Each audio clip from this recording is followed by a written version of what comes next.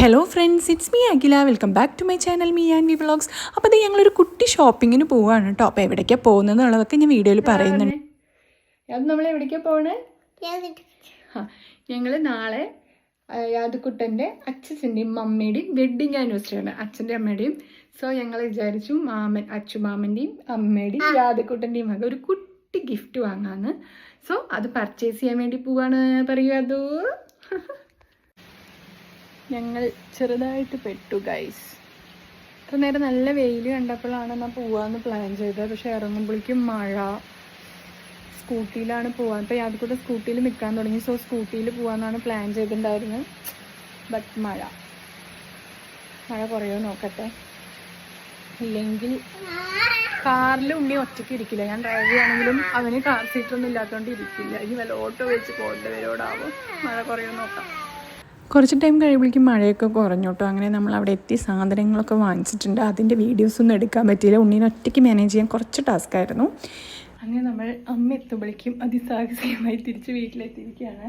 ഇനി ഈ വാങ്ങിച്ച സാധനം അമ്മ കാണാണ്ട് എവിടെയെങ്കിലുമൊക്കെ സെറ്റ് ചെയ്ത് വെക്കണം. അമ്മ വരുമ്പോഴേക്കും ഞാനും അതൊക്കെ ഡ്രസ്സൊക്കെ മാറ്റി നോർമലായിട്ടിരിക്കട്ടെ കേട്ടോ. അമ്മ അടുക്കളയിലാണ്. അപ്പോൾ അമ്മയ്ക്ക് അറിയില്ല ഇത്ര നേരമായിട്ട് ഞാൻ ഗിഫ്റ്റ് കൊടുത്തില്ല. അപ്പോൾ നമുക്കിപ്പോൾ കൊടുക്കാം.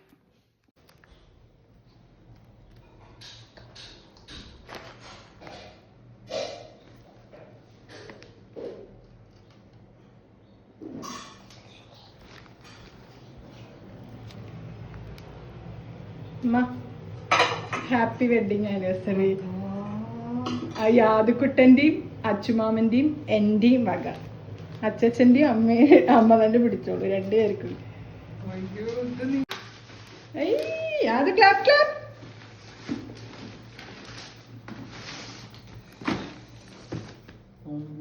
അച്ഛൻ്റെ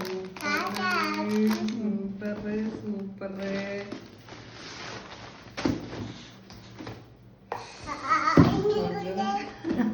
ഇഷ്ടായോ? ഇഷ്ടായി. പാൻറ്റും ഷാളും. ഓക്കെ. അമ്മ അങ്ങനെ ശരിക്കും സർപ്രൈസായി ഭയങ്കര ഇഷ്ടമായി എന്ന് പറഞ്ഞു. പിന്നെ ഞാൻ യാതുമോനെ ഒരു കുഞ്ഞു ഓണക്കോടി എടുത്തിട്ടുണ്ടായിരുന്നു. സോ അതും ഞാൻ അതിൻ്റെ ഒപ്പം കൊടുത്തു. കുട്ടി വീഡിയോ ആയിരുന്നു. പുതിയൊരു വീഡിയോ ആയിട്ട് കാണുന്നതായിരിക്കും. Bye bye.